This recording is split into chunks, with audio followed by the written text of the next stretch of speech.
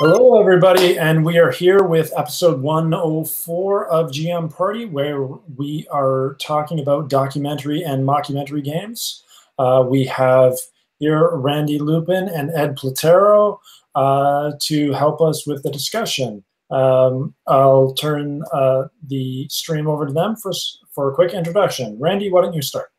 Hi, so my name is Randy Lubin. My design studio is Diegetic Games, and I've been designing games for the past few years. I started with a lot of games geared toward world building and also providing lots of structure for novice players to help them tell good stories. But recently I've taken a turn into the more freeform and LARP direction, including a game that we'll be talking about a bit today called Behind the Magic, which is a fantasy mockumentary game. Right. My name is Edward Platero. I am a filmmaker, cinematographer based in London. I have a studio downtown. I've done films. I've done short films. I did documentary. I took upon a big documentary project about 5-6 years ago. Basically anything I can do behind the camera, I try to fill my time with that. Beautiful. And as I've said many times on this stream, I also run doing tabletop game development. Let's get right into the topic here. So oddly enough, Randy and I are both making mockumentary sort of based games. Which seemed to me like a fairly unique genre, but we found each other on Twitter, and then I was like, I know a documentary filmmaker I could drag into talking with us. Let's use this as an excuse to get some video going. So Ed, I would like you to start out with what you think are the fundamental sort of attributes of a documentary. I think the most important is you have to have a narrative that's going to kind of take you from A to B through, so the viewer has a path to go to, they can follow to help tell your story. I mean, you can branch off to the side and kind of look at sub stories, but ultimately, what is your main narrative to go from A to B? And I think that is the most important thing. I think one of the best documentaries that I love is one that's called "It Might Get Loud," and if anyone who hasn't seen it, it's kind of an open discussion about the history of guitar with 3 guitar players from 3 different eras. And while they have a group discussion and kind of talk about what their approach to the instrument and everything, that is the narrative that leads us as the viewer through the documentary. But in each time, we get to see them branch off and tell the story of that era or this kind of style of playing. And it all kind of still loops around to the overall group discussion that the 3 artists are having. So that's one personally that I like. So so what do you feel is the central narrative to that? I think for that one was more what has been the evolution of guitar as an instrument, and that's the narrative that they were going after. So Randy, with your mockumentary, what's the name again? Behind the Magic. Behind the Magic. So do you feel like you have a central narrative for that? Very much so. So to give the slightly high level pitch for it, you're playing a group of incompetent adventurers who are on a quest to save the world and almost certainly going to fail. And so there's definitely this through line. At the very beginning of the game, you choose, okay, what's our quest going to be? A little bit about who our antagonist or villain might be, and also like what are the different regions that we're going through? Like where are we starting, where are we passing through, and where is our goal ultimately going to be? And that really provides the backbone for the whole game.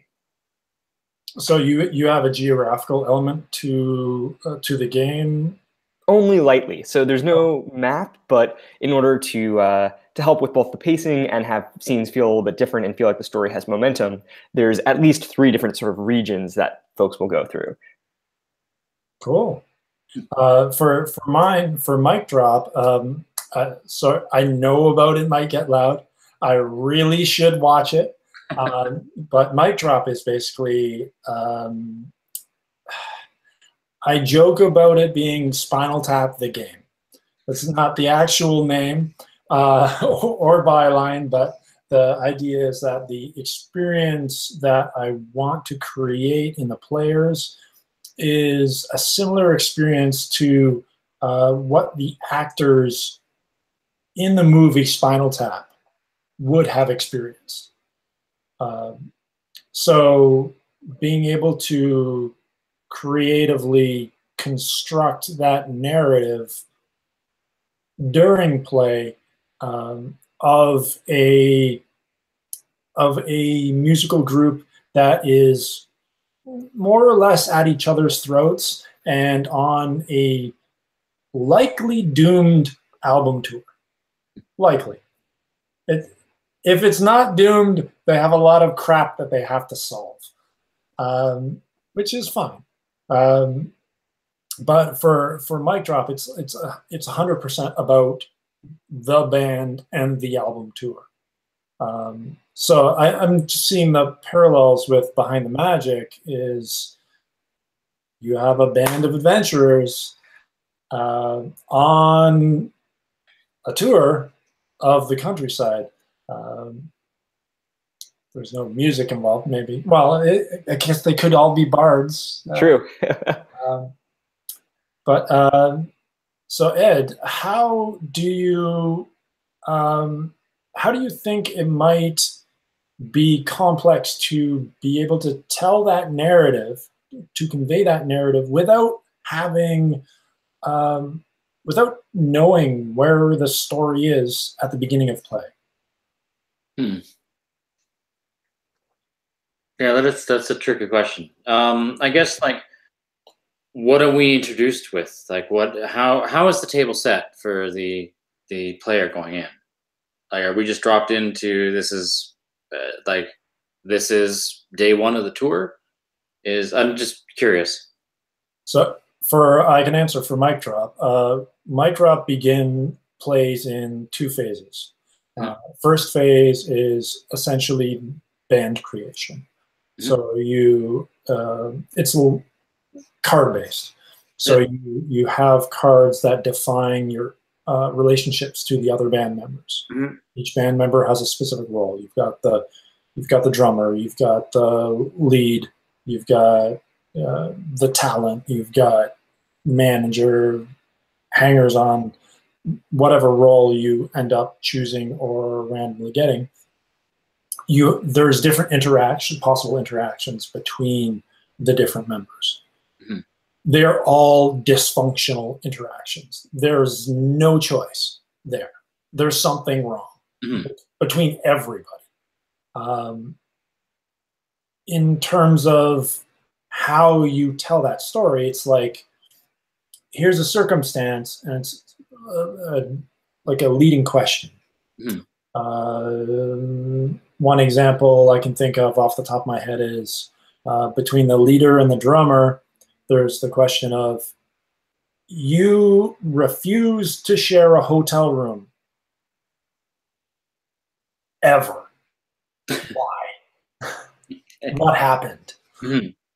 So you have to figure out what happened and why there's no way in hell you will ever share a hotel room on the tour. So all of the interactions between the players are constructed in that kind of way. So you're set up with these relationships and these characters that you build out before you even start the tour.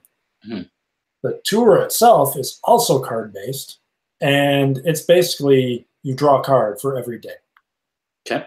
This part is still not refined yet. Currently, it's you draw a card per day, and something went wrong on that day. Okay. And it asks you a question about the thing that went wrong and how you dealt with it. So, for example, um, the front 3 rows of the concert got up and walked out. Okay. What did you say on social media about it? Okay. Or how did you rant about it, or something like that? But it very much leads into how you sort of made a little bit of a mess and how you dealt with it. So, I mean, that's, I don't know. That's tough because the outcome is, I mean, you're telling a story, but the outcome is still unknown. Yeah, Uh, you're setting up the dominoes, but you yeah, don't know how they're going to tumble. yeah.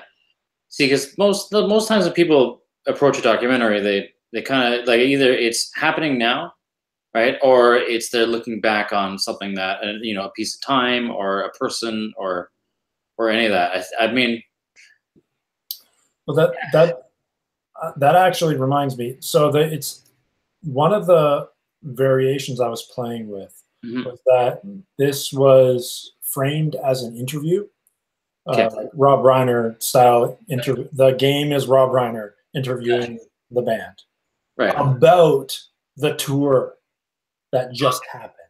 right. So, Oh, okay. Oh, so okay. it's already happened, Yep. but the players are creating what already happened through conversation. So it's mostly a framing thing. It's not so much a like the game's still unknown. You still don't know how the tour goes, but I guess I could define point A and point B in the setup. It's like the band fell apart at the end of the tour. How did you get there?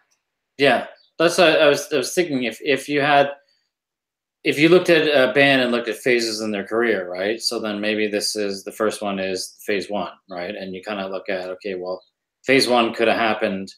The end goal is they graduated from clubs to arenas or whatever, right? Right. Then, I mean, then you could look back on it as a historical thing, and then you have your story told, right? The pieces will get you there somehow. The game's still kind of on rails, though, right? So Somewhat, yeah. That's an interesting point. I'd have to take the events and split them up into those different age of the band phases. It's like here's the early events from when you were playing clubs, and here's the middle events when you were playing bigger venues, and here's the concert events, which always end in disaster at some point. yeah. Yeah, it strikes me as even within even if you know the band, the tour is going to end in ruin, the band's going to break up. It could be still an interesting journey of figuring out the how and the why. Like, do they break up purely because whether it's the straw that breaks the camel's back or it's just overwhelmingly clear? Is it coming from the fact that there's so much interpersonal tension in the band, or is it about the band's relationship with the audience? Or is it about the record label deciding, you know what, you're too much, we're not going to handle you anymore? And so it could be that's what folks are figuring out through play as they encounter and overcome difficulties. Yeah, definitely. The other aspect of the game that I haven't really talked about yet is the game's relationship with fame. So as you play the game, you are instructed. Well, it's an optional rule, but it's heavily recommended. I'm considering making it non-optional. But the idea is you find a hashtag for your band, and anytime you make a move, somebody has to say something on social media with that hashtag to actually make it real. So you have this sort of this augmented reality kind of experience that you are curating through the game. So the Charred Barrels Band Twitter account you can make fake Twitter accounts, have fake band members go nuts, play a whole campaign of this, multiple tours. Um, it's kind of, that also needs to be play tested a bit more. But it's fun, and it gives you a nice artifact at the end of the tour, or at the end of the game. Absolutely. So Randy, I feel like I've been dominating the chat a bit. Let's switch over to some magic stories. Sure. Well, I can give you a little more on how it engages sort of with the documentary, mockumentary tropes, and that might be a good launch pad for the conversation. Sure. So baked into the game is the character of the Bard. And the Bard is both a foil to all of the incompetent characters. The Bard actually knows what they're doing, and they're along to document this epic quest, and maybe it'll be made into like a epic poem down the road. And so they're here as the person who's really going to be the contrast to the group, also the person who's going to be asking lots of pointed questions. And so in addition to sort of classic documentary, mockumentary tropes, I'm also pulling on a bit of reality TV tropes. So the game has the idea of confessionals. So between the game is loosely structured into 3 acts. In between each act is a rapid fire round of confessional, where the Bard is asking each character a question or two, and these are all pointed questions that are both deeply baked into the genre as well as some of the mockumentary tropes. So, for example, character name, who in this party do you think is the greatest liability? That type of thing. Right. Cool. And so, so we have the Bard, we have the confessionals. There's, in addition to the confessionals, before and after each act, there's also just a good deal of pulling in broader fantasy tropes. So the idea is that between a little bit of just knowing documentary, mockumentary tropes and ideas, and being familiar with sort of the epic fantasy genre, there's plenty of fodder for the players to use in coming up with the scenes. Cool. So does a player play the Bard specifically, or is that manufactured by the game? So the default way of playing the game, and this is something that when we get to sort of the workshop period of this, we can talk about, because I'm kind of wrestling with it. The default way of playing is that every player controls one specific character, and some incompetent adventurer, and then the Bard character is shared amongst everyone. So in the confessional mode, you just rotate around. So if you're playing the role of the Bard, you're interviewing someone, and then as soon as that interview is done, you jump in the hot seat, and somebody else becomes the Bard and interviewing you. And other than that, the Bard isn't in any of the other real scenes. They're sort of just there to interject. But I have toyed with the idea of having a full-time Bard character, and that might be especially friendly for beginner storytellers who want a more hands-on facilitator.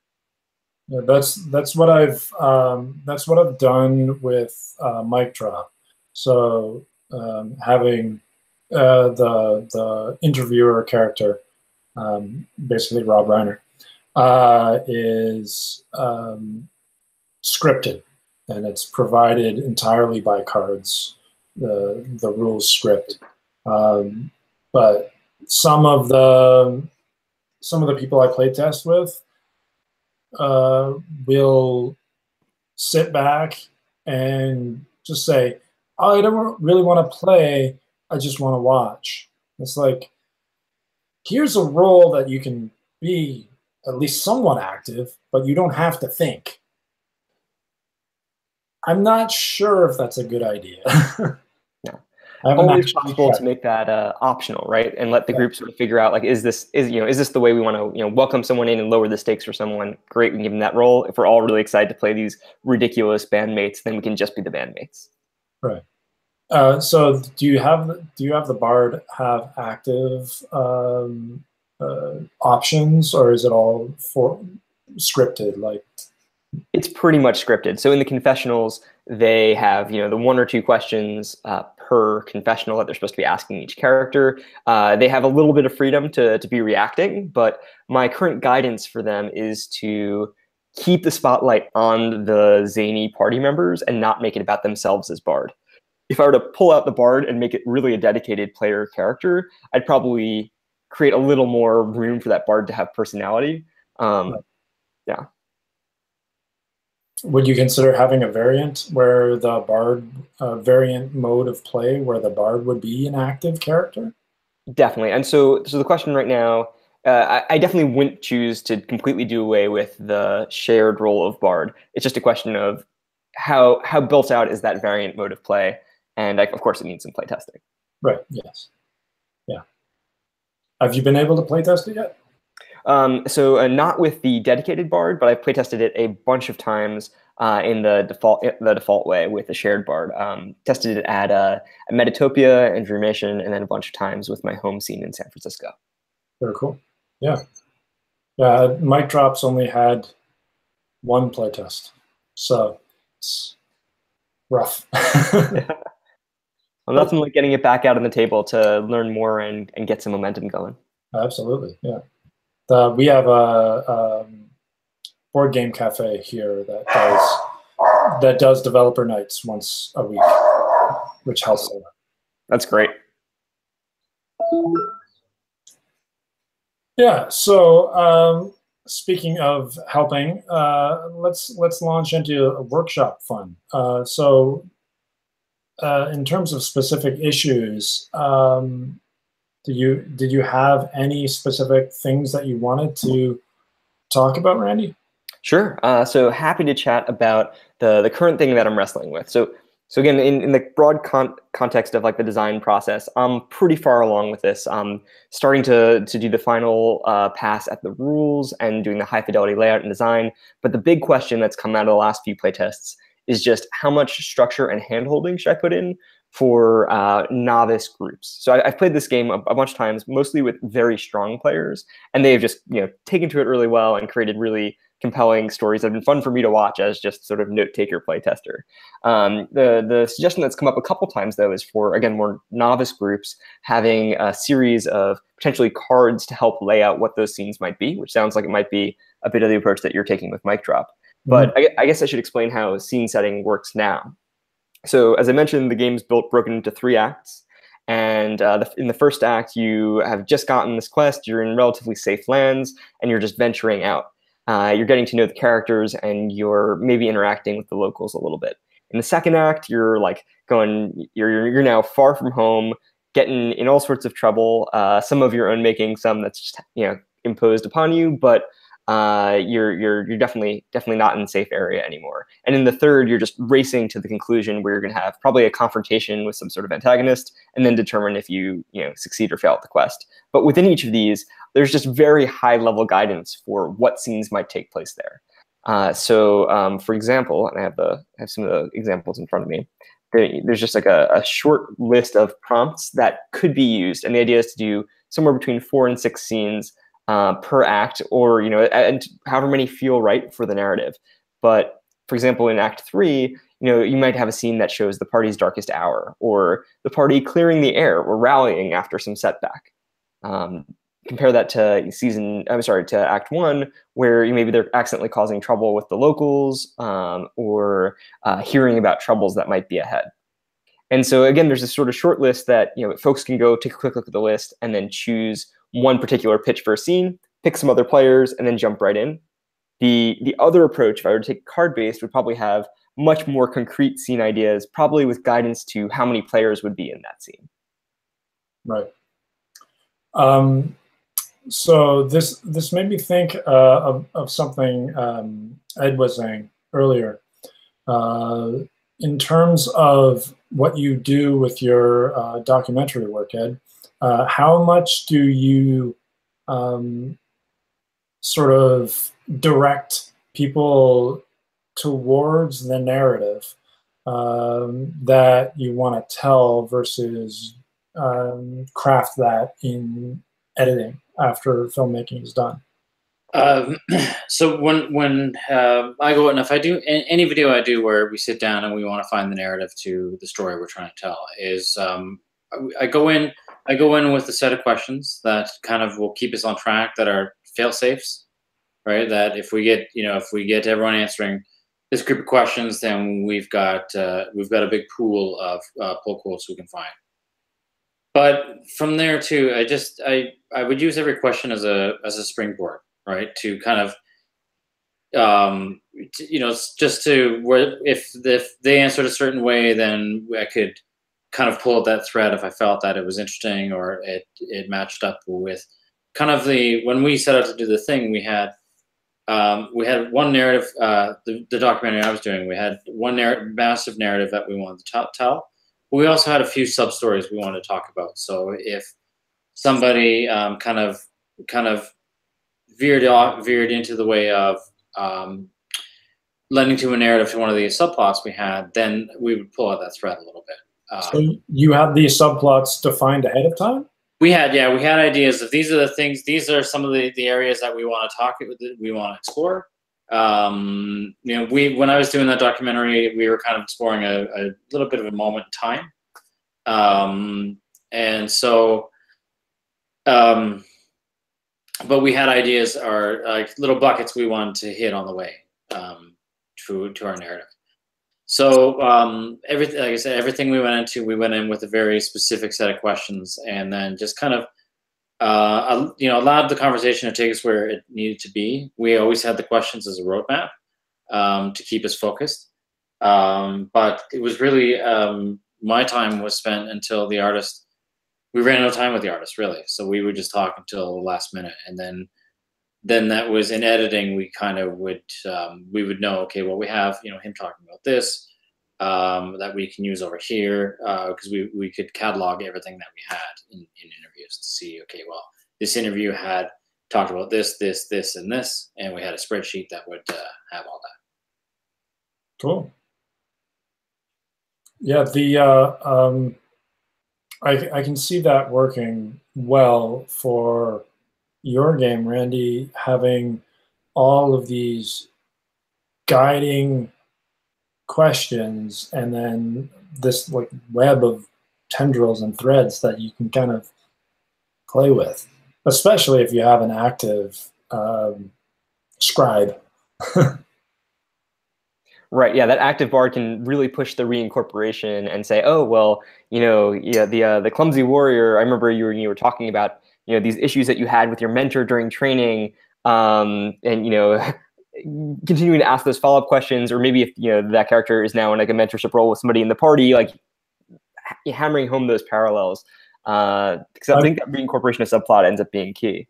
Yeah, I wonder if that could be mechanized a little bit. So that you could share that responsibility in the card prompts. So if you had, or if you use card prompts, but if you had prompts that could call back to previous cards, like say you had, for instance, green cards, red cards, yellow cards, blue cards, and there's like a secondary thread that goes from green to green to green to green to green, and it has sort of a common theme, and it's not explicitly in the questions, but they're all about the lizard people. So the green cards, you're going to be revisiting those stories and those themes as you go. Yeah, I think that could work quite well. Dimension. Yeah, I think that's great. I think there's probably a couple angles. I think one is deliberately introducing the subplots through cards and then having instructions to refer back to them. There could also be something in part of the setup of the game where characters or players are supposed to come up with sub goals or these possible subtopics for their characters, and so that could be even primed in one of those first card confessionals, like what is the one thing unrelated to the quest that you hope to get out of during this journey, and then prompts later on could be, oh, so this is a scene that involves you trying to get that thing. Yeah, that's cool. Yeah, referring back to the confessionals, I like that. That's nice. Go ahead. I was just going to ask if that, I feel like I may have gone a bit on a tangent there, if that sort of addressed your issues that you were talking about. It's definitely an interesting possible approach. Right now, what I think I'm going to have to do is go a little bit broad in terms of the different ways I might be able to use cards in structured settings, and then just play test to see what the trade-offs might be. So for example, one of the things I'm toying with is, I can make it where there's a very fixed like order to the cards, and that is the sort of foolproof beginners. Like if you have not played a lot of storytelling games, just use this order of setting prompts and you're guaranteed to get a nice overall structure. And then from there, it could be, okay, if you're a little more comfortable, then, draw 3 cards from like the appropriate act pile, perhaps, and choose the one for the next scene. And then just always rotate who's selecting the scene. I love the idea of like providing a bit of flexibility so that players can choose the thing that's most relevant or most interesting to them based on how the story is going. And then expert groups can say, hey, we're going to ignore these cards altogether and just make up our own thing, which is kind of the default way of playing now. But I'm curious to see how you're thinking about it right now for your game. Like, is it just like you flip over the card and that's it, or is there some degree of choice? Well, I have a couple things that I want to test out. One is just straight up random. Every card is an event that happens on a tour, and there's no separation of beginning or end. It's just like they're independent and relatively benign sort of events. They can happen at any time. It's not super strong. So one of the thoughts I had was sort of your 3-act concept, where you have sort of like the board game Pandemic, where you have a Act 1 deck and an Act 2 deck and an Act 3 deck, and one of the cards in there is progress to Act 2. And so you shuffle that deck, sandwich that progress to Act 2 at the bottom, and then you layer them. And so each act is a separate shuffle deck. So you don't know what's going to happen in what order, and you can get that rough escalation of crisis, chaos. Yeah. I was toying with that concept, as well as instead of using all the cards, you take out 10 cards for Act 1, 10 cards for Act 2, 10 cards for Act 3. Then you have the separator cards, and then you don't even know which cards are in there. So you could get, the bus broke down or not. Yeah, that's all nice because it adds to the replay value. Something you might be able to do, which will help with card reuse but still show the escalating stakes, could be having each card have a sort of, whether it's a first, second, and third act version of the prompt that get increasingly worse, or and if you don't break it into acts, it could just be like sort of Pandemic style. You have like a threat level that's going up, and so the bus breaking down could be, it's fairly early on, like the bus broke down, but that just means that you have to hop on like public transit lugging all your instruments, and then later it's like, oh no, the bus broke down, you're completely gonna miss this set, or the audience is gonna be kept waiting for 2 hours, and then you're showing up on stage, that type of thing. Right. Yeah, that's a good concept. Having the different career levels on the card. That's interesting. I'm gonna have to play with that. Yeah. Question for you on the resolution of these things. So these cards all introduce problems. Is the idea that through the conversation, folks are going to figure out how they overcame that or what the consequences were? That's still, I haven't addressed that yet. Mostly it's a narrative game, so it's about telling a story that is satisfying, whether or not there's a guidance to a specific conclusion or not. I think, generally speaking, it's built into the question itself. So it's like, explain how this happened, or tell me how you got to your next gig after the bus broke down. Right. Yeah. Talk about the time when. Yeah. That makes sense. Yeah. So generally, I've been trying to build that into it so that there's some strong guidance there. The only ones that would have a concrete sort of point B would be the ones where you progress to Act 2, Act 3, whatever. Got it. That makes sense, and it really primes each one to be its own self-contained vignette. Yeah, exactly. So this was sort of inspired a little bit by another project that Ed and I were talking about, where recruiting a whole bunch of filmmakers, basically giving them scene cards. And it's like, film this scene. You start with this start, you end with this end. Film it however you want, animate it, whatever, and we'll just string them together. And then have like a bunch of branching narratives and build an app around. Never happened, but it was an interesting idea. Yeah, that was. Yeah, I would still like to try that. Yeah, yeah. Well, we still. So we were also thinking of recording a actual play session of the LARP The Climb from Jason Morningstar. So where you're a bunch of terrible people climbing a mountain, and it's yeah, we'll have to do that up sometime with like tents and gear and. Oh, that's great. So many of Jason's games, I feel, lend themselves really well to just being filmed and then shared. Yeah, yeah, it's kind of a no-no with LARP in general, though. But Jason's seem to lend themselves really well to it. So the idea is the audience is part of it, but with the small parlor-style ones, it works.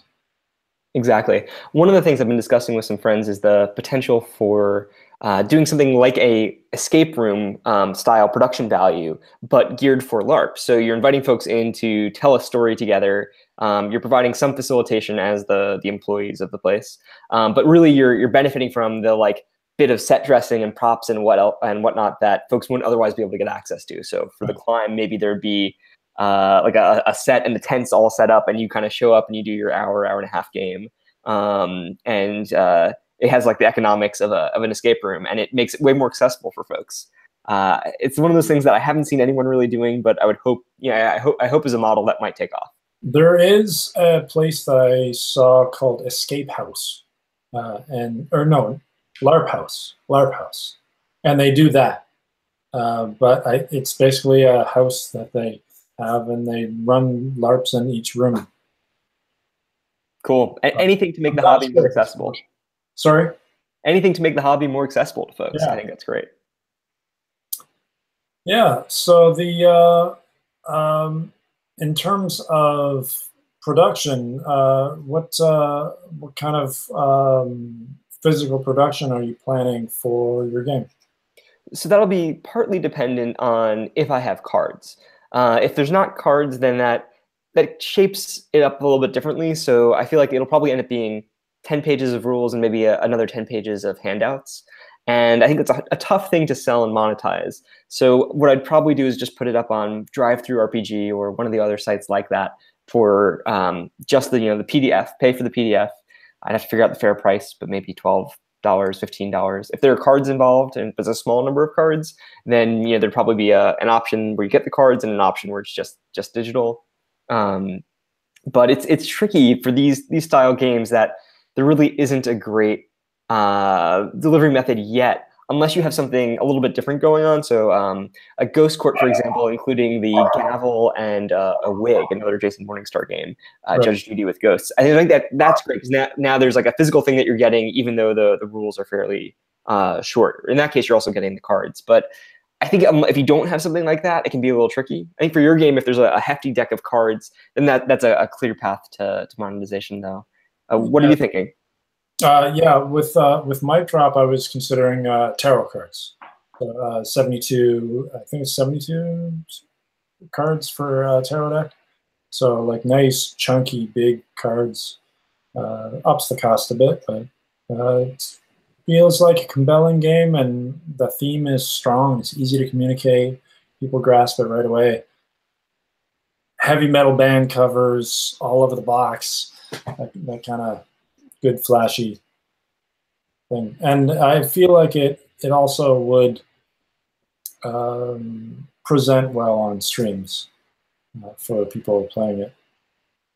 So playing it live. Turn it up to 11. Definitely. Actually, one question for you back on your cards and the game mechanics. I was just curious. Mm-hmm. Are you tracking state in any way, whether that's like the tension among the group or with the audience or the label or anything like that? or are the cards fairly just like it's up to the players to weave them together? So there's one phase that I didn't talk about at the very beginning. Before you even choose your player roles, you talk about the band as a whole. So like you come up with the name, the genre of music, the name of the album, the name of the tour, other tours and other albums. Those 6 questions, that's it. Some people just go crazy with it and like build out all sorts of stuff, and like somebody starts sketching album covers, and it's fantastic. But that part, that's really the only part that ends up getting recorded. But the tracking is pretty much all boiled down to that social media variation where you build that conversational artifact. Cool. And when I was saying tracking, I love the artifact that gets left behind, but I also meant in terms of getting a quick glimpse based on sort of the state of play.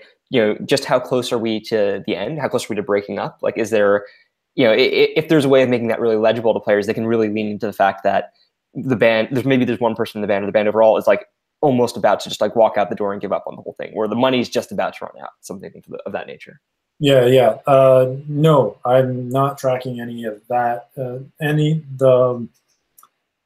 stack of event cards in the tour, that's about it. When they're gone, it's gone. Cool. No, it's clean. And my guess is that folks will see how many cards are remaining and have a decent sense of how much pressure they should put into the situation. Oh, yeah. I had a similar tactic with the game I'm working on now before Mic Drop, which is almost done, called Perfect Pitch. And you have a bunch of answer questions. You do improv style prompts, and you draw a card to find out how you're allowed to answer the question. As an effort to sort of keep the games condensed, but also work with any number of players, there's very specifically only 10 answer cards. So if you have 10 players, they ask 1 question each. If you have 2 players, they get to ask 5 questions each. It scales beautifully. So the fun of that is that the answers that you are required to give, they're all improv style. So you've got yes and, yes but. We're working on that. So basically yes, but later. Or what do you mean by that? And then yes. So you always have to agree, and you always have to take what's offered to you. It's very much an improv style game in that respect. But so people can be a little, can throw wild things at each other and try to trip people up, but it makes for fun stories. Ah, it sounds great. Yeah. But having the limited number of answers that it really seems to work players. So I'm hoping that I can make Mic Drop work with, duo bands all the way up to ensemble, like 7-member bands with like 4-member bands with entourages and managers and the whole business. And like, everybody is a train wreck of a human, and they just hate each other, but somehow they're on a tour together. Sounds great. Yeah. So in terms of my production stuff, I was thinking of just doing tarot card designs using drive-through cards. I've been playing with InDesign lately and teaching that to myself. It's a thing. It is definitely a thing. I've been on that journey as well. Are you going to commission artwork for the cards, or will that get pricey? Well, I probably will. I work at a video game development company, So there's lots of artists there that I can probably weasel out some kind of deal. It's like, I'll give you free copies. Make your lunch. No, you gotta pay the artist, even if it's a token amount. Yeah, well, yeah, I will for sure. But it's helpful when they're your friends also, and it's like Totally agree. You want to enjoy that collaboration process. yeah, and it's like I'm gonna get you to play this game before you make the art, so that you can understand what the hell you're making the art for, which is nice. Definitely. Yeah, I was just thinking, I mean, if you do 72 cards, it's a lot of artwork, but that's also a really fun commission and art direction process. Yeah, well, certainly I'll do artwork for the rules and for the card backs. The fronts, I might do more of a generic design just to keep it readable. Maybe not. There's 8 roles for the members, so it would be nice to have art for those too, rather than just the word leader, drummer. Actually having some would be cool. Yeah. How about you? So I already have started the process of commissioning cover art. I'm working with Megan Dornbrock of the Modifier podcast, and she's a great game designer and a phenomenal illustrator, and her whimsical style perfectly captures the mockumentary kind of high fantasy parody thing I'm going for. So she's been doing a great job so far. We're just transitioning now from like the thumbnail sketch stage to the high fidelity stage. But just coming up with the character concepts for this cover. It's going to be an ensemble party and the bard is going to be like very competent and polished looking, and everyone else is just a mess. So you have like the ranger who has like a many-fold map piled up at their feet and like trying to make heads or tails of where to go next. You have a warrior who's so laden down with equipment that they're toppling over, a wizard setting their beard on fire. I get really, really fun coming up with these designs and going back and forth. That is great. Yeah, I want to play this. Cool. Yeah. I met Megan at PAX Unplugged. She's great. She's wonderful. Yeah. Cool. Can I ask you guys a question? I'm just fascinated listening to you guys talk. Absolutely.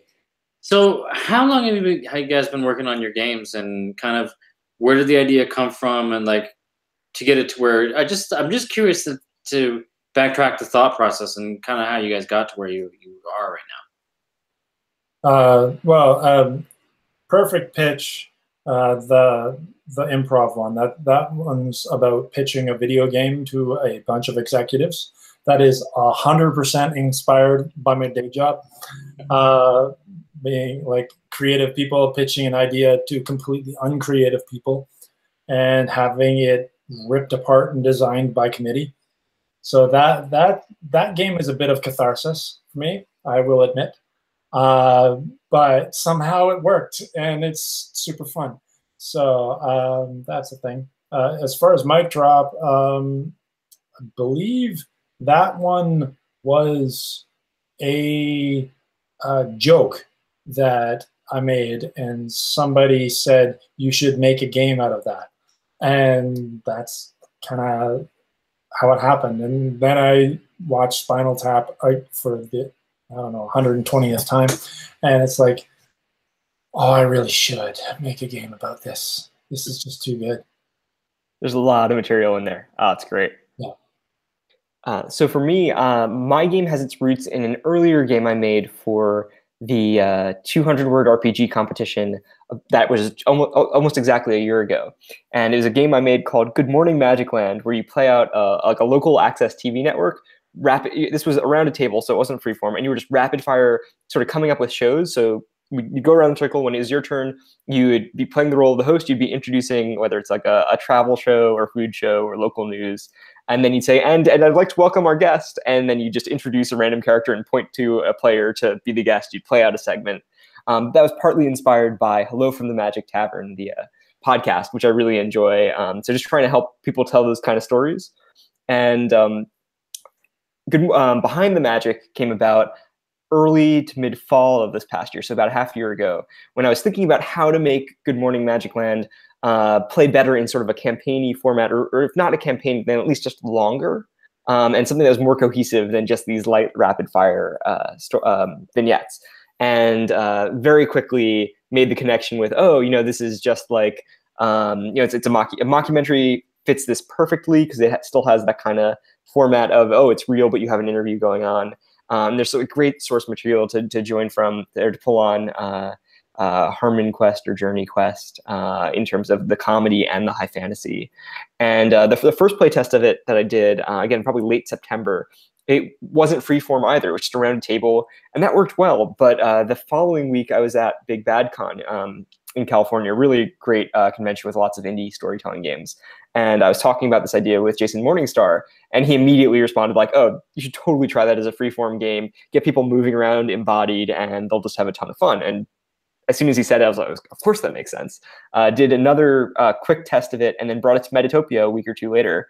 And then it just it's one of those, sometimes games take a lot of processing and remixing and trying out lots of different rules, but this one just came out almost 80% of the way in that first test. And again, it helps to have really strong players because you can kind of then note down what they're doing and then try and make it so that any players can do that. But it's been a really fun process. Nice. Cool. But in terms of time, that was the other part of the question. Perfect Pitch. I had a similar experience. Perfect Pitch was that one was 80% of the way in 10 seconds, and it was done initially with just playing cards, just with lookup tables and that kind of stuff, which kind of sucked, but it got it working, and it was easily testable. And then I just kept trying it with people at work, and everybody who gave it a shot loved it. Challenge was getting people to give it a shot, because it's a little bit of it kind of needs a trigger warning for video game developers. It's like, well, this part of your job that you really hate, we're gonna make it fun. Yeah, they didn't buy it very much. So that was a challenge. I brought that to Cardboard Cafe, the game dev night. I was surprised at how well received it was. So I started doing custom cards for it and all that. Just ordered proofs last night, so that's a big step. Breakdrop, quite a bit of work. I've had the idea sort of mulling around for a few years. Most of the work that happened on Mic Drop ended up being done on planes for some reason. Yeah, I don't know. You're that's sometimes it's the best place because you're trapped. Yeah, right? No exactly. internet, you can't get any phone calls, can't get any email. You have really no choice but to sit and do something. Yeah. Easy, go to sleep or work uninterrupted for 3 hours. Yeah, so that's what happened. Is I worked uninterrupted on Mic Drop, and it's like, this is great. I have a couple of other concepts that. So what I did in February this year is I decided on 4 games to release in 2018. So Perfect Pitch and Mic Drop are the first 2, and the other 2 are Soul on Delivery and Dead Air. Both are horror-ish, I guess. I don't know. Soul on Delivery is a epistolary game about message writing and demonic contracts. It's played through the post with paper folding and origami, and it's super weird. But that one was sort of inspired by a memory of my grandmother in the UK sending me airmail, and because postage was weight-based when came between the UK and Canada, she would never send a letter. She would have envelopes that she would write on and seal up and send the envelope. So when I got an envelope from my grandmother, I had to open it really carefully so I wouldn't destroy the message. Hmm. So that's what this game is you print up the envelope and then you do your portion of the story, seal it up, and send it off. And the contained within the envelope, I haven't decided if this is a solo game or a two-player game. If it's a two-player game, contained within the envelope is the next step for the recipient to send you a letter back, like sending things away to cereal boxes from when I was a kid, or or if it's a solo game, it's just one half of the conversation between a demon and an imp. And you have to piece together what the hell is going on, because you keep hearing like this one half of the conversation being mailed to you bit by bit. And the fourth is Dead Air, and that's which I may do that a little sooner, because there's a certain movie that just came out that is like the same concept. Okay. So Dead Air is a freeform game with a device. So it has a custom app that runs on an iPad or iPhone or whatever, and you put that in the center of the table. The idea is you're trapped in a cabin, and outside the cabin are monsters that want to eat you. But they won't eat you if they can't hear you. If they hear you, if the device hears you, they get closer. So you have to figure out, you have to deal with the storyline without letting the device know, but you also aren't allowed to get up from the table. So you have to sort of negotiate that as that happens. But there's this movie called A Quiet Place that it was like, this is my idea as a movie. This is amazing. So I have to go see that movie because I haven't seen it yet. And B, if I make my game soon, then maybe I can leverage some of that fame. That would be nice. Yeah. So with like the device, I guess like if there's so much noise generated, I guess the threat level rises. Yeah. Cool. Yeah, I was thinking like a radar sweep, and as you make noise, the green dots on the radar sweep get closer and closer until the house gets destroyed. Nice. Yeah. At least that's the concept. But I haven't even made the app yet. This is all just like in my head. So in theory, it should be doable in Unity as a cross-platform game. Surprisingly, there's not many systems that allow for cross-platform microphone input decibel detection in a way that is not really like there are ways to do it on iOS, there's ways to do it on Android. There are not many ways to do it on both simultaneously. Unity happens to be one of them. So that is kind of my big one.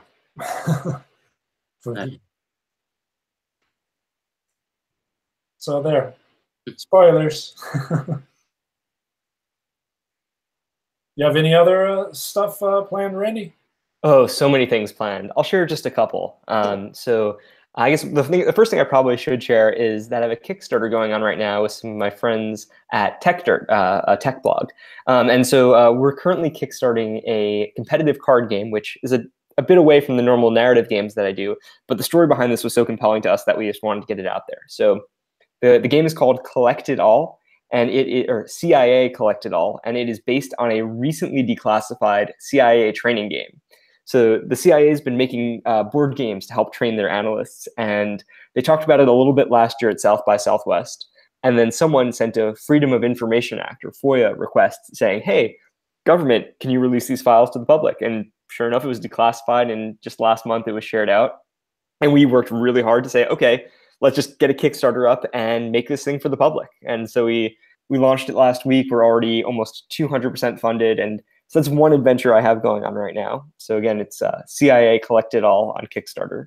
They have until May 22nd, I think, to back it. So, but that's a diversion from my usual storytelling games. On the storytelling game front, the other game I'm most excited about, which will hopefully be published within the next month or so, is a game called Honor Bound, and it's a collaboration with Jason Morningstar, and he's an absolute treat to collaborate with. But the pitch here, it's a game about honor culture and toxic masculinity through the lens of an old-fashioned duel. So you're playing, it's just a free-form game. You're playing 6 characters whose lives are entangled with each other. These 2 duelists, their seconds, and then a judge and a doctor. And the game takes place from when the challenge is first issued to when the first shot is fired. And it's all about these people who really don't want to go through with the duel, but societal pressure makes it really hard to diffuse and de-escalate. So we've tested it a couple times. Hopefully I'll have another test in the next week or so. And then Jason already has done a phenomenal job with the layout, and I think it's in a very close form to shipping. And we're going to simultaneously release it to his Drip backers and my Patreon backers. Very cool. That's awesome. Yeah, Jason's pretty great. I did PAX Unplugged to probably get him on the show if I can ever manage to schedule it. But, yeah. Yeah, he's absolutely wonderful and just a pillar of the game design community, and so great at welcoming new designers and really creating an inclusive and safe space. Yeah, I gotta say, I'm really enjoying the indie RPG community. It's way better than the indie video game community, oddly enough.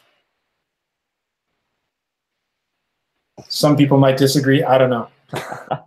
It really is just such a wonderful community, though. I've had such amazing experiences with so many different designers in different contexts, and it feels like everyone just wants to help each other make great games and have great experiences. Absolutely.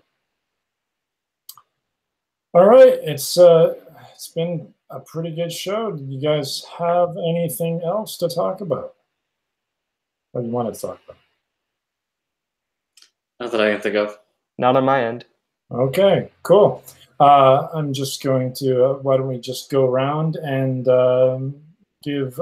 let people know where they can find you once again. Randy. So again, my name is Randy Lubin, RandyLubin. My game studio is Diegetic Games, which just Google me and you'll find the studio.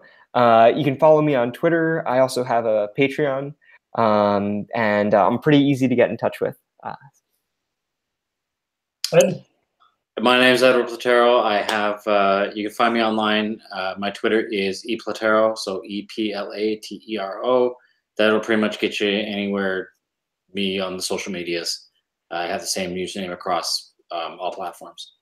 My website is platerovisual.com. You can check out our portfolio and see the work that we do there. Oh, cool.